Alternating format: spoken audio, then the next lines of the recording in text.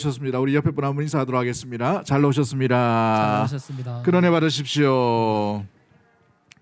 네, 오늘 본문의 말씀을 통해서 교회 산소망을 간직한 곳, 산소망을 간직한 곳이란 제목으로 말씀을 나누도록 하겠습니다. 베드로 사도가 이 편지를 쓸 때에는 초대교회가 매우 안 좋은, 참 어려운 처지 가운데 놓여 있게 됩니다. 그리스도를 믿음으로 말미암아 각종 오해와 오늘날로 치면 가짜 뉴스가 만발한 그런 상황이었죠. 그로 말미암아 수많은 박해, 수많은 협박, 수많은 고통과 소망을 가질 수 없는, 때로는 소망이 죽었다 할 만큼의 절망과 고통의 시련이 이 초대 교회의 상황이었습니다. 그로 말미암아 한마디로 각각 교회와 예수 믿는 것이 초상집 분위기와 같은 그런 어려움 가운데 처해 있는 것을 보게 되지요. 대표적인 이 오해와 가짜 뉴스가 무엇이었습니까? 기독교인들은 사람을 잡아먹는다라는 이런 가짜 뉴스였어요. 전혀 얼토당토 않은 이야기지만 고대에 팽배했던 그런 내용입니다.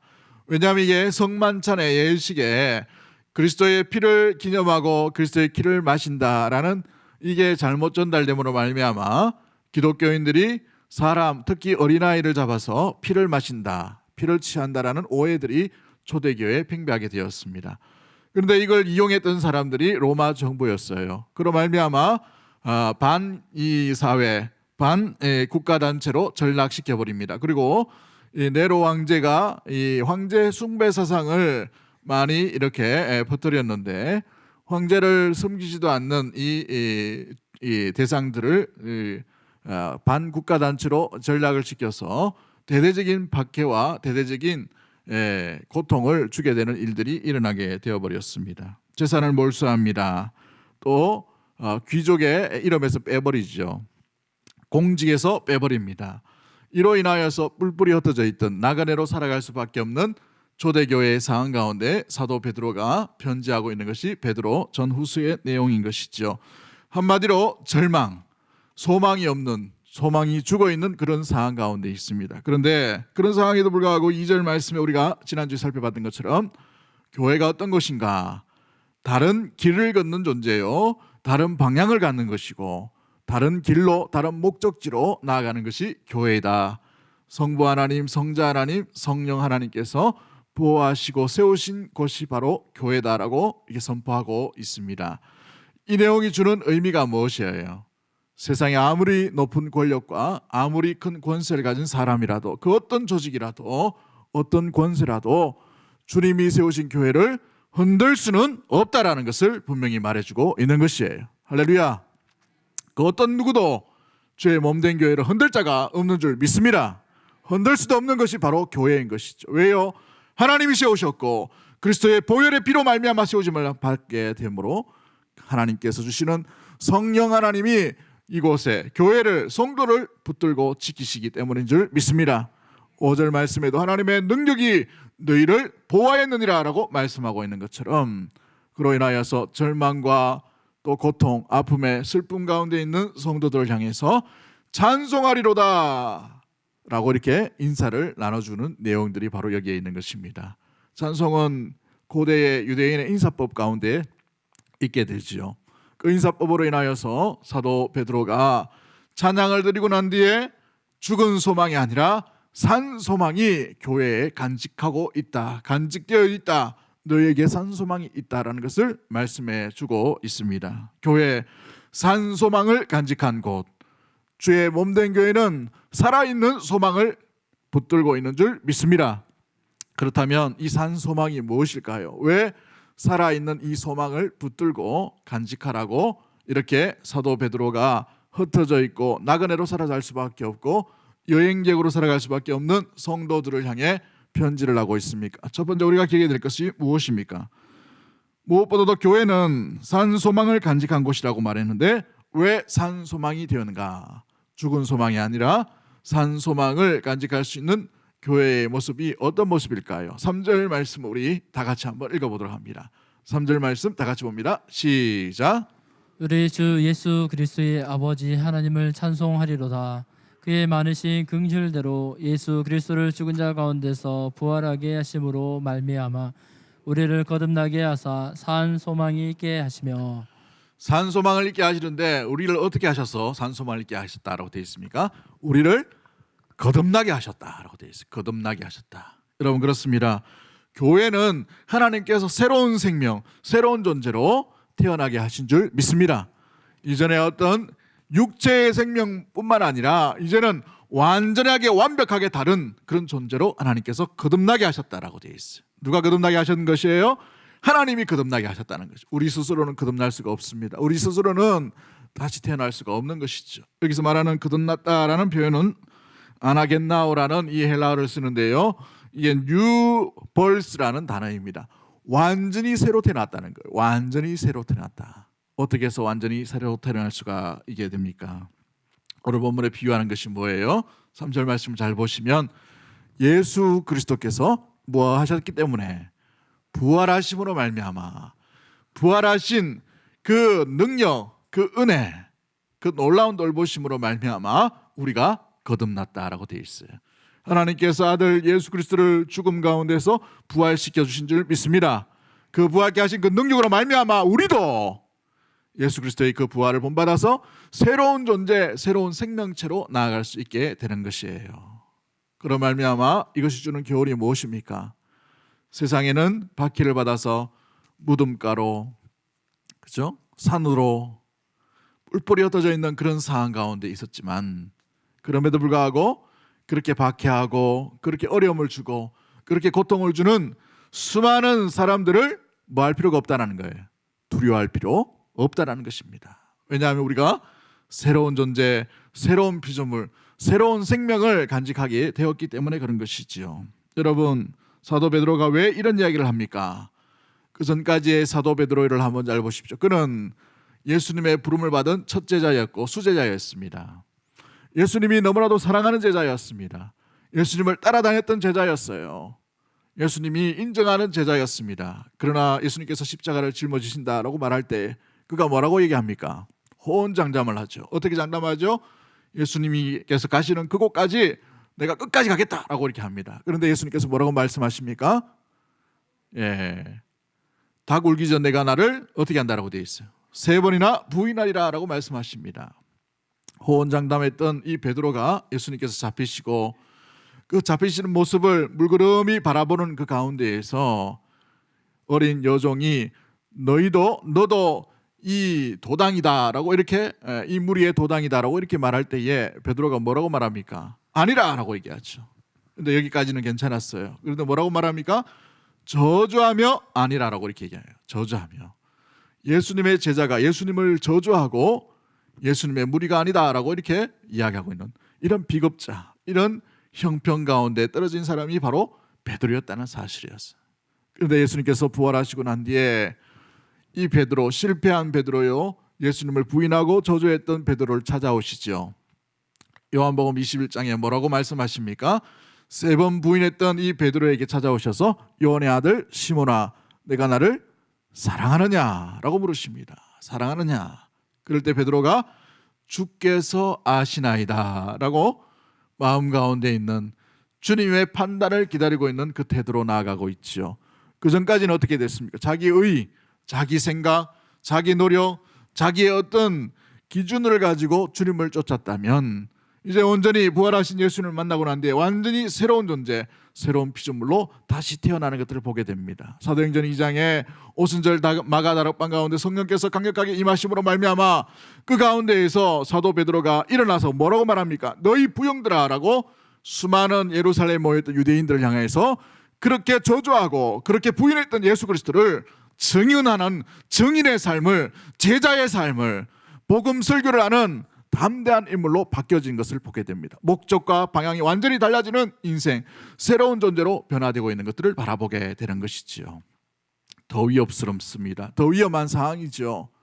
예수 그리스도를 죽인 사람들이 아직도 몰려있는 그런 상황이었습니다. 그럼에도 불구하고 완전히 변화된 베드로는 예수님을 담대히 증거함으로 말미암아 3,000명이 죽게 돌아오는 놀라운 일들 가운데 쓰임을 받게 되는 새로운 길과 새로운 방향으로 나가는 새로운 존재, 거듭난 인생으로 살아가게 되었다는 사실인 것입니다. 그렇습니다.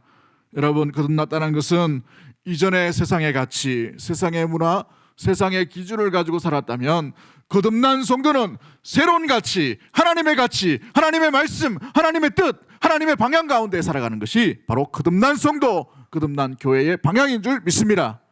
그렇기 때문에 이 죽음이 두렵지 않은 것이지요. 마태복음 10장 28절 말씀에 뭐라고 말합니까? 예수님께서 몸은 죽여도 영혼은 능히 죽이지 못하는 자들을 두려워하지 말고 오직 몸과 영혼을 능히 지옥에 멸할 수 있는 이를 두려워하라 라고 되어 있어요. 누구를 두려워하란 말입니까? 하나님만 두려워하면 된다는 것이죠. 아무리 로마의 박해가 모질고 너무나도 엄하고 너무나도 무섭고 너무나도 두렵고 그래서 숨을 수밖에 없는 그런 상황 가운데 있지만 결코 두려워하지 말아야 될 것은 뭐예요? 성도는, 교회는 거듭난 존재이기 때문에 그런 거예요. 할렐루야. 우리 육체의 생명밖에 해할 수밖에 없는 것이죠. 우리의 영원한 생명은 오직 하나님 손에 달려있는 줄 믿습니다. 그렇기 때문에 영원한 손에 달려있는 이 영혼을 좌지우지할 수 있는 하나님만 두려워하라 라고 예수님께서 말씀하고 있는 것입니다. 거듭난 성도는 그렇습니다. 자기의 생명이 너무나도 소중하고 중요하지만 이것을 뛰어넘는 놀라운 새로운 존재로, 새로운 가치로 살아가는 것이 거듭난 성도, 거듭난 교회의 모습들인 것이지요. 그렇다면 저와 여러분은 거듭난 성도입니까? 어떤가요? 여러분은 세상에 어떤 고난이 올 때 어떤 반응을 보이십니까? 두려워서 숨습니까? 마음 가운데 있는 질병과 고통이 올 때에 여러분은 어떤가요? 마음이 억장이 무너지는 그 상황 가운데 있을 때 어떤 전략을, 어떤 생각을 하십니까? 거듭난 성도의 모습들은 오늘 사도 베드로가 얘기했던 것처럼 이 땅에 있는 것들을 인하여서 두려워하는 것이 아니라 이 땅에 있는 고통과 아픔 가운데서도 이기며 견딜 수 있는 근거와 이유가 있는 것이죠. 산 소망이 있기 때문에 그러한 줄 믿습니다. 새로운 생명으로 거듭났기 때문에 그런 것이지요. 여러분, 그러기에 거듭난 성도의 특징이 뭔가요? 거듭났다, 거듭나지 않았다 어떻게 알 수가 있습니까? 그렇죠? 사람 딱 보면 거듭났습니까? 사람 딱 보면 거듭나지 않은 거 표현할 수 있어요? 교회 열심히 다녀도 거듭나지 않은 성도가 있을 수가 있습니다. 거듭나지 않은 사람이 있을 수가 있어요. 교회에 얼마 다니지 않아도 예수 그리스도를 온전히 영접하고 주의 말씀 가운데 가면 거듭난 성도가 될 수가 있죠. 거듭났다, 거듭나지 않았다 우리는 판단할 수 없어요. 그러나 대충 이렇게 알 수 있는 것, 우리가 무엇보다도 점검할 수 있고 판단할 수 있는 그 부분은 거듭남이 어디서 왔는가를 알아보면, 모습을 보면 그것을 판단해보고 알 수가 있게 되는 것이죠. 여러분, 베드로전서 1장 23절 말씀 어떻게 되어 있습니까? 너희가 거듭난 것은 같이 봅니다. 시작. 너희가 거듭난 것은 썩어질 씨로 된 것이 아니요 썩지 아니할 씨로 된 것이니 살아있고 항상 있는 하나님의 말씀으로 되었느니라. 무엇으로 되어 있다고요? 썩지 아니할 영원토록 있는 하나님의 변치 않는 말씀으로 말미암아 우리가 거듭났다는 것이 있어요. 말씀을 믿는 자는 거듭난 것이요 말씀을 거부하는 자는 거듭나지 않은 것입니다. 그러므로 거듭난 성도의 특징은 말씀에 반응하는 거예요. 말씀 가운데 깊이 회개할 것이 있으면 회개하고, 또 순종해야 될 것이 있으면 순종하고, 또 사랑해야 될 것이 있으면 반응 가운데 사랑을 하고, 또 주의 말씀 가운데 온전히 마음을 지킬 것이 있으면 그 지킴의 행동을 온전히 따라가는 것이, 말씀을 귀를 기우며 살아가는 것이 바로 거듭난 성도의 귀중한 특징인 줄 믿습니다. 말씀에 반응한다는 거예요. 말씀이 들리지 않는다, 심각한 질병입니다. 여러분, 영적 침체 중에 가장 깊은 침체가 뭔지 알아요? 말씀이 들리지 않는 거예요. 말씀이 느껴지지 않습니다. 목사도 마찬가지입니다. 설교하는데, 말씀을 전하는데 본인 자신이 말씀에 어떤 이 반응이 없으면 전하면 안 돼요. 금식기도 하고 다시 엎드리고 그렇게 해야 돼요. 의무적으로 할 수밖에 없어요. 그것만큼 참 서양의 제일 무서운 욕이 뭐냐 하면 성령 받지 않고 설교하는 목사. 이게 제일 무서운 욕입니다. 굉장히 이제 중요한 것이죠. 여러분, 그렇습니다. 우리가 수많은 말씀을 듣고 말씀을 읽고 말씀을 묵상합니다마는 이 말씀이 내 마음 가운데 울리지 않아요. 들리지 않습니다. 심각한 영적인 침체 가운데 있는 거예요. 거듭났나 거듭나지 않았나, 거듭남의 삶의 성도로 살아가는가 그렇지 못하는가, 말씀이 들리는가, 말씀에 반응하는가, 말씀을 거부하고 있는가, 말씀과 상관이 없는 길로 걸어가는가 점검해 보시면 되는 것이죠. 두 번째, 우리가 이 거듭났다는 증거가 어디서 알 수 있습니까? 주의 길입니다. 주의 길 가운데에 이 길이 평탄한 길이 아니에요. 예수 믿는 거 쉬운 일이 아닙니다. 그럼에도 불구하고 어때요? 인내하고 견디고 묵묵히 걸어가는데 무엇이냐면 기쁨이 있다는 거예요. 기쁨이. 사도행전 2장 28절 말씀, 사도행전 2장 28절 말씀 한번 읽어봅니다. 시작. 주께서 생명의 길을 내게 보이셨으니 주 앞에서 내게 기쁨이 충만하게 하시리로다. 아멘. 할렐루야. 여러분 그렇습니다. 주의 길을 걸어가는데 고난만 있는 게 아니에요. 고통만 있는 게 아니란 말이에요. 뭐가 있다는 말이에요? 세상이 줄 수 없는 기쁨이 있다는 말이죠. 기쁨이 있다는 거. 그래서 성도들이 자기 돈 내고 헌신하고 봉사하는데 기뻐요. 그죠? 세상은 봉사하면 돈 받는데 교회는 안 그래요. 주의 일은 아닙니다. 거듭난 성도는 아니에요. 봉사하며 자기 돈을 내면서도 기꺼이 마음 가운데 어떻게 돼요? 기쁨이 충만하죠. 여러분 그렇죠. 예. 어느 교회 보니까 청년들이 그런 걸 하더라고요. 자기 돈 모아가지고 용돈 모아가지고 청년들 뭔 돈이 있겠습니까만 그 돈 모아가지고 가난한 교회 가서 이렇게 자기들이 시간이 안 되니까 성경학교 갈 수 있는 할 수 있는 물품을 지원해 주더라고요. 물품을. 연말 되니까 선교사들이죠. 정말 열심히 하는 선교사들 참 많아요. 예, 드러나지 않아서 그렇지, 그죠? 그런 선교사들에게 크리스마스 선물로 이렇게 선물 보따리를 만들어 가지고 보내더라고요. 자발적으로 보내지. 여러분, 우리가 주의 일을 하는데 우리도 힘들어요. 일하고 세상 가운데 직장 다니고 세상 생활하는 게 얼마나 힘듭니까? 눈치 보이잖아요. 오늘도 직장에서 그 지역 가운데에서 누가 감염됐다 하니까 자기와 전혀 상관없는데 직장에서 니도 가지 마라 이래가지고 못 온 성도들이 몇 분 계셔요. 연락 와가지고 목사님 죄송합니다 못 가겠습니다. 오늘은 인터넷으로 드려야 될 것 같네 이렇게 한단 말이죠. 눈치 보인단 말이죠. 이런 눈치 저런 눈치 보인다는 것이죠. 교회의 모습도 마찬가지죠. 이런 손가락 저런 손가락질 당할 수 있는 그런 상황 가운데 있습니다. 때로는 불이익을 당할 수도 있어요. 그런데 그런 불이익, 그런 고통, 그런 고초, 인생 살아가는데 배고픔과 가난과 또한 연약함과 여러 가지 수많은 고통과 아픔이 온다 하더라도 여러분 우리 안에 빼앗기지 말아야 될 것이 있어요. 기쁨을 빼앗기지 말아야 됩니다. 주님 안에 주시는 주님께서 주시는 기쁨을 빼앗기지 말아야 하는 것이죠. 수십 년 예수 그리스도를 믿고 온전히 주님을 따르는데 교회 생활을 하는데 기쁘지 않다. 여러분 우리가 거듭났는가 거듭나지 않았는가 점검을 해보셔야 됩니다. 여러분 우리가 배고파도 우리가 먹을 것이 없어도 주님 안에 새로운 존재 새로운 피조물이 되었다는 그 하나만으로 우리는 기뻐할 수 있는 줄 믿습니다. 우리 성도들 보니까 너무나도 어려우신 분들이 있어요. 몇 분 보니까 참 어떻게 견디나 모르겠어요. 정말 대단하신 것 같아요. 근데 오히려 감사하고 주일 더 열심히 나와요. 더 빠지지 않고 나옵니다. 최선을 다해서 주님 앞에 드리려고 헌신하고 이렇게 하는 걸 봤어요. 대단하신 거예요. 그 기쁨이 여러분 안에 충만하게 머물게 되기를 주 여러분을 간절히 축복합니다. 이 기쁨이 사라지지 않아야 되는 것이죠. 거듭났다라는 증거가 또 어디로 알 수 있습니까? 그래야 어떤 고난과 아픔이 온다 하더라도 내가 가야 될 그 길, 주께서 부르신 길, 그렇죠?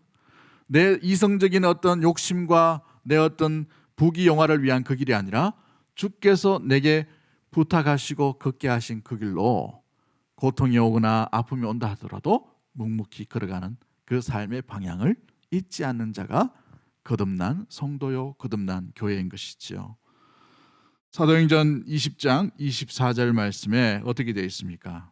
사도행전 20장 24절 말씀 우리 같이 한번 읽어볼까요? 사도행전 20장 24절 말씀 내가 달려갈 길과 주 예수께 받은 사명 곧 하나님의 은혜의 복음을 증언하는 일을 마치려 하면은 나의 생명조차 조금도 귀한 것으로 여기지 아니하였노라라고 되어 있어요. 자기의 생명조차 뭐 한다고요? 귀한 것으로 여기지 아니하였다라고 되어 있어요. 거듭난 성도, 새로운 존재, 새로운 피조물의 모습과 방향의 모습들이 바로 여기에 있는 것이죠. 그렇다면 저와 여러분은 거듭난 성도입니까? 거듭난 교회로서 살아가고 있나요?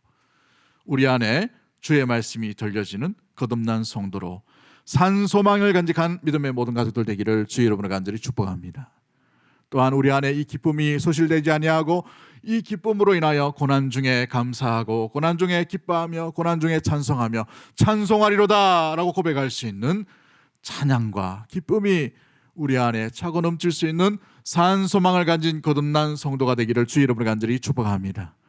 주의 말씀, 주의 뜻, 주의 길이라면 내 생명조차도 했던 사도 바울의 고백처럼 우리가 나아가야 될 길에 고난이 있고 가시밭길이 있다 하더라도 그 길을 포기하지 아니하고 계속해서 그 길로 온전히 걸어갈 수 있는 아름다운 산 소망을 가진 거듭난 성도, 거듭난 교회로서 나아가게 되기를 주의 이름으로 간절히 축복합니다. 우리가 두 번째 묵상해야 될 것이 무엇입니까? 교회가 어떤 산 소망을 가졌나요? 무엇보다 더 중요한 것은 이어받을 유업이 있다는 사실입니다. 이어받을 유업이 있다. 이어받을 유산이 있다는 말이에요. 쉬운 말로 말하면 우리가 받을 게 있다는 것이죠. 여러분, 실컷 고생하고 실컷 참고 실컷 인내하고 정말 고난 가운데 견디고 했는데 아무것도 없다. 그죠? 아무것도 없는 nothing 인생이다. 여러분, 얼마나 불쌍한 인생이에요. 실컷 열심히 했는데 실컷 노력했는데 아무것도 없어요. 여러분, 이 땅에서는 아무것도 없을지도 모릅니다만은 4절 말씀이 뭐라고 되어 있습니까? 하늘에 간직한 유업을 있게 하신 그 유업이 있다라는 사실이죠. 그러므로 성도는 산 소망이 있는 아름다운 존재, 교회는 바로 이 산 소망을 간직한 곳인 줄 믿습니다. 하늘에 간직하고 있다는 사실이에요. 여러분이 하늘에 간직했다라는 말은 테테레메인이라는 이 단어를 쓰는데요. 이 단어의 뜻이 뭐냐면 완료형으로 되어 있어요. 뭐냐면 이미 갖춰져 있다는 거예요. 갖춰져 있다.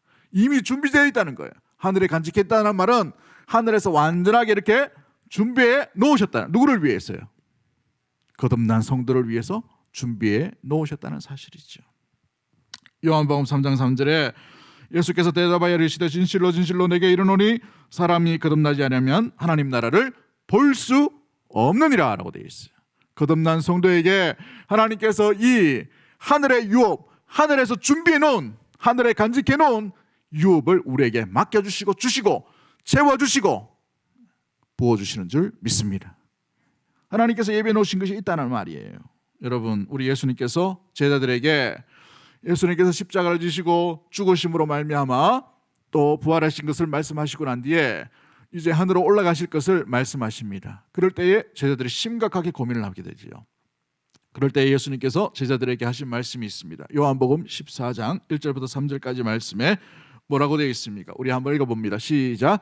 너희는 마음에 근심하지 말라. 하나님을 믿으니 또 나를 믿으라. 내 아버지 집에 거할 것이 많도다. 그렇지 않으면 너희에게 일렀으리라. 내가 너희를 위하여 거처를 예비하러 가노니 가서 너희를 위하여 거처를 예비하면 내가 다시 와서 너희를 내게로 영접하여 나 있는 곳에 너희도 있게 하리라. 아멘. 우리 하나님께서 아버지 집에 거할 곳이 많다라고 하시면서 각자의 성도와 제자들 향해서 내가 그 거처를 예배하러 지금 아버지 집으로 가노라. 다시 올 때에 너희가 나와 함께 낙원에 가 있으리라. 이 말씀을 하시는 거예요. 너희에게 유업이 있다는 거예요. 집이 있다는 말이죠. 준비해 놓은 것이 있다는 거예요. 준비해 놓으신 선물이 있다는 것이에요. 할렐루야. 그렇기 때문에 인내하는 것이죠. 그렇기 때문에 참는 거예요. 아무것도 없다면 우리가 아무것도 없는 존재입니다. 이 땅에서도 실컷 고생하고 이 땅에서도 실컷 봉사하고 이 땅에서도 실컷 헌신했는데 아무것도 없다. 그게 아니에요. 거듭난 성도, 믿음의 교회, 흩어진 나그네는 하늘에서 이어받을 유업을 이미 마련해 놓으시고 준비해 놓으신 줄 믿습니다. 그 아버지 집을 어떻게 표현합니까? 영어 표현에는 맨션이라고 표현하고 있어요. 맨션. 이 로마 이 라틴어도 맨션이라는 단어로 있습니다만은 이 맨션이라는 단어는 우리 이 옆에 있는 이 아파트의 맨션 얼마 정도 합니까? 몇 평 정도 돼요? 60평 정도. 예전에도 말씀드렸지만 60평 크면 120평이겠죠. 근데 이 120평도 길 잃어버리겠더라고요. 그죠? 그런데 이것과는 상상할 수 없는 거예요. 정원이 있습니다. 앞에 뜰이 있어요. 그 한복판에 집이 있는 그런 집입니다. 수만 평이 되는 그런 집이죠. 그걸 비유로 드시면서 그만큼 좋은 집, 그만큼 완벽한 집, 그만큼 아름다운 집, 그만큼 완전한 집이 하늘의 유업을 받을 너희에게 이미 마련해 놓았다는 거예요. 그렇기 때문에 인내하고 참고 소망 가운데 견디고 나아가라는 말씀인 것이죠. 사랑하는 성도 여러분, 그렇습니다. 그 하나님의 나라가 어떤 나라입니까? 4절 말씀에 어떻게 표현하고 있습니까? 썩지 않는 나라예요. 더럽지 않는 나라예요. 쇠하지 않는 나라가 우리에게 주신 하나님의 나라인 줄 믿습니다. 우리가 받을 하나님의 나라 아버지의 집이 바로 썩지 않고 더럽지 않고 쇠하지 않는 그런 나라라는 겁니다. 여러분, 왜 사도 베드로가 이런 표현을 하고 있을까요? 썩는다는 말은 뭡니까? 여러분, 변질된다는 말이에요. 바뀐다는 말이죠. 아무리 좋은 세상, 아무리 좋은 제도, 아무리 법이 완벽한다 하더라도 그 법은 여러분 썩게 되어 있어요. 변질되게 되어 있어요. 자기 임의로 바뀌게 되어 있다는 말이죠. 그렇죠. 그런데 하나님의 나라, 하나님의 법, 하나님의 통치는 썩지 않은 놀라운 법이요 통치인 줄 믿습니다. 그 하나님의 나라를 우리가 유업으로 받았다는 거예요. 변하지 않는다는 것입니다. 변질되지 않는다는 거예요. 더럽지 않는다는 말은 뭡니까? 죄와 결별된 나라라는 것이죠. 거룩한 나라라는 거예요. 여러분, 이 땅에 있는 아무리 완벽한 나라, 아무리 완벽한 제도도 여러분 그 속에 그리스도가 예수가 없으면 썩어질 것밖에 없는 것이죠.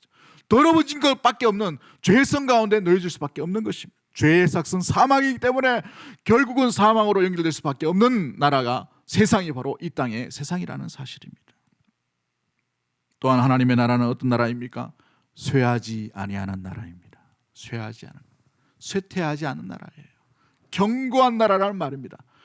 완벽하고 완전한 나라라는 의미를 가지고 있다는 것이죠. 그 강력한 로마도 어떻게 됩니까? 결국은 내부로 인하여서 약해짐으로 야만족이 쳐들어와서 다 무너져 버렸어요. 싸울 수 있는 힘이 없어요. 노예만 시큰 데려와가지고 노예들이 다 싸우게 했는데 결국 노예들이 반란을 일으켜 버립니다. 싸울 수 있는 여력이 없을 정도로 완전히 무너져 버려요. 그 완전하고 완벽했던 법에 있는 그 법의 나라인 로마도 마찬가지였어요. 여러분, 한번 세상을 보십시오. 세계사를 보세요. 200년 동안 온 세상을 정복했던 몽골 제국도 보십시오. 흔적도 없이 사라져 버리죠. 페르시아라는 제국도 흔적도 없이 사라져 버립니다.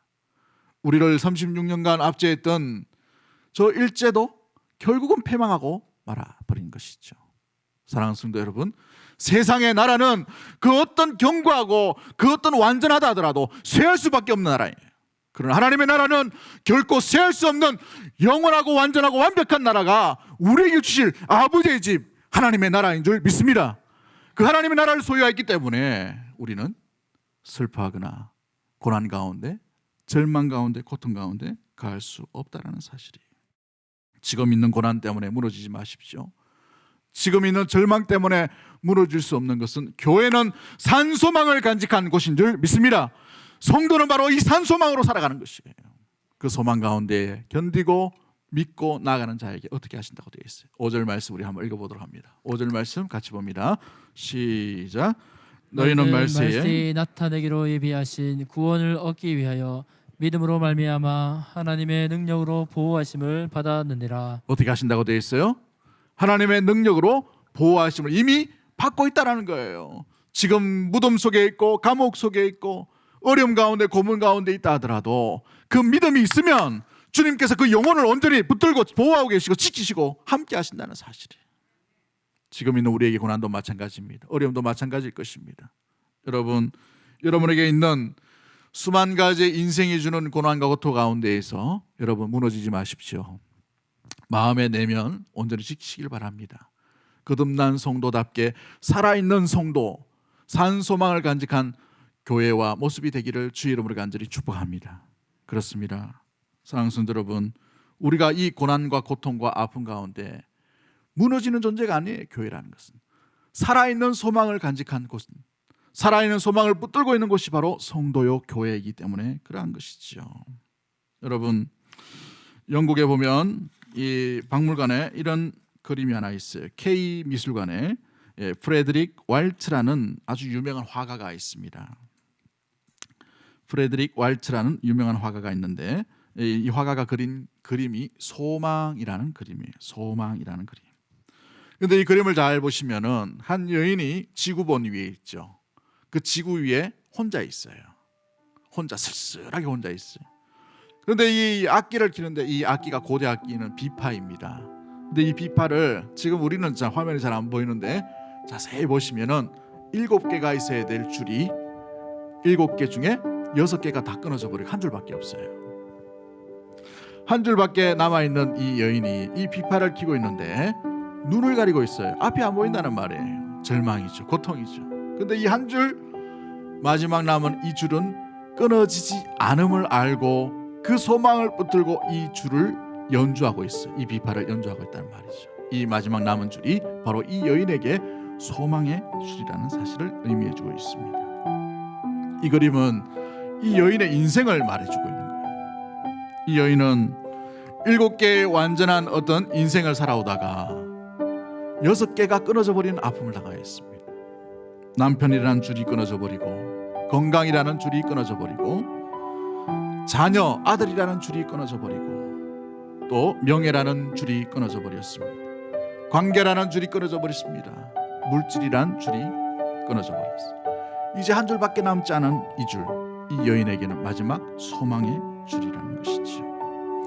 지금 끼고 남은 이 한 가닥 줄, 이 줄만큼은 결코 끊어지지 아니하려는 그 소망과 간절한 기대를 가지고 끝까지 이 줄을 지키고 있는 이 여인의 모습이 바로 이 소망의 줄이라는 그림입니다. 여러분, 이 그림이 보여주는 것이 무엇입니까? 우리 인생도 마찬가지죠. 우리 눈을 가려버리는 아픔을 당할 때가 있습니다. 눈을 가려봄으로 말미암아 보이지 않는 그 세계를 우리 묵묵히 걸어가는데 때로는 남편이란 줄이 끊어져 버렸어요. 소망을 잃어버린 것이죠. 자녀라는 줄이 끊겨버렸어요. 어느 날 그 줄을 기대하다가 그 줄이 끊겨버렸단 말이죠. 물질을 붙들고 있었는데 그 물질의 줄이 어느샌가 모르게 끊어져 버렸어. 참담한 인생으로 나갑니다. 명예의 줄이 있었는데 명예의 줄이 어느샌가 모르게 끊어져 버렸단 말이죠.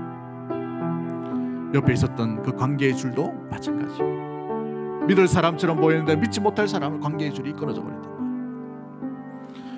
말이에요. 7개 중에 6개 모두가 끊어져 버린 그 줄 가운데 마지막 남은 이 소망의 줄, 여러분은 무엇으로 잡고 있는가요? 무엇으로 희망을 갖고 있나요? 무엇으로 이것으로 인생을 연주하고 살아가고 있나요? 이 줄이 거듭난 성도에게는 하나님이 되기를 주의 이름으로 간절히 축복합니다. 그리스도 예수 이기를 원하는지를 소망합니다. 하나님께서 우리에게 주실 영원토록 썩지 아니하고 변하지 아니하고 쇠하지 아니하는 하나님의 나라가 되기를 주의 이름으로 간절히 축복합니다. 그 하나님의 나라를 붙들고 거듭난 성도로서 살아있는 소망을 붙들고 이 땅에 닥쳐오는 수만 가지 고통과 아픔, 끊어져 버림, 단절돼 버린 이 아픔과 눈물과 슬픔의 골짜기를 걷는다 하더라도 여러분, 이 소망의 줄 하나, 그리스도 예수를 향한 그 마음, 우리 하나님께 향하는 그 소원, 간절한 기대, 그 줄만큼은 결코 놓치지 아니하고 붙들고 나아갈 수 있게 되기를 원합니다. 그 줄을 붙드는 자, 주님께서 하나님의 능력으로 주님의 나라 부르시는 그날까지 끝까지 보호를 받게 되는 줄 믿습니다.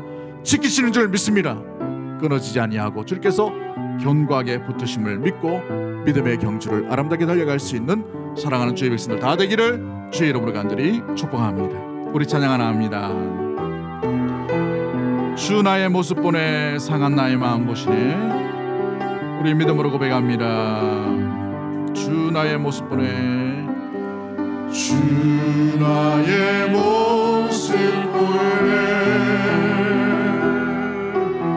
상한 나의 마음 보시네.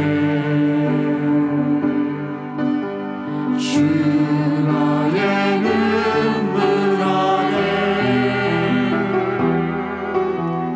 홀로 울고 마음하시네. 주 사랑 내게 있네. 그 사랑이 날 채우네. 그 사랑이 날 채우네. 주 은혜 내게 있네.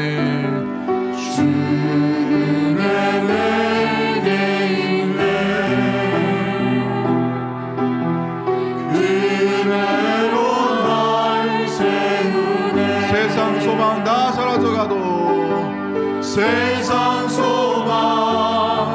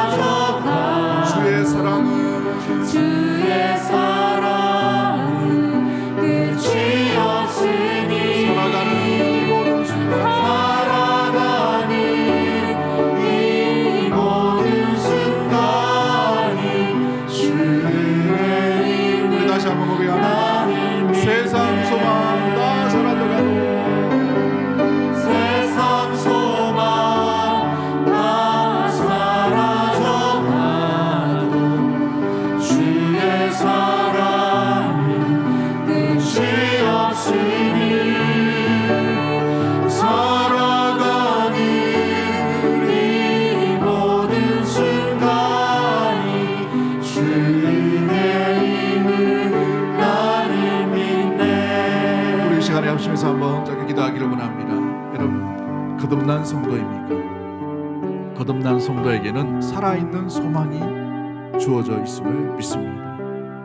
그리스도를 부활케 하신 그 하나님의 능력이 거듭나게 하신 놀라운 그 능력과 은혜로 말미암아 거듭난 성도에게는 하나님께서 새로운 존재, 새로운 피조물로 세상의 어떤 고난과 어려움과 눈물과 아픔 앞에도 결코 흔들리지 아니하고 쓰러지지 아니하는 놀라운 살아있는 소망, 놀라운 살아있는 그 소망을 우리에게 허락해 주시는 줄 믿습니다. 그 소망 붙들고 나갈 수 있도록 주님 인도하여 주옵소서. 거듭난 성도답게 주의 말씀에 반응할 수 있도록 도와주시고, 주님 안에 있는 이 기쁨을 빼앗기지 않도록 도와주시고, 이 기쁨이 충만할 수 있도록 주님 인도해 달라고 기도하십시다. 나의 길, 내 생각, 내 전략, 내 계획이 아니라 주의 길 걸어갈 수 있는, 주의 방향으로 걸어갈 수 있는, 주께서 걸어가신 그 길 가운데에 아름답게 걸어가는 거듭난 성도와 교회가 될 수 있도록 주님 인도해 주시고, 이어받을 유업의 하나님의 나라가 썩지 아니하고 더럽지 아니하고 쇠하지 아니하는 그 하나님의 나라임을 기억하며 이 땅의 나그네 삶에 고난과 아픔이 온다 하더라도 이어받을 그 하나님의 나라 소망을 기억하며 견디며 이겨낼 수 있도록 주님 인도하여 주옵소서. 끝까지 지키심을 온전히 믿고 믿음으로 달려갈 수 있는 우리의 심령과 가정과 교회가 될 수 있도록 도와달라고 그런 마음을 가지고 주여 한번 외치고 동성으로 합심해서 한번 기도하도록 하겠습니다. 주여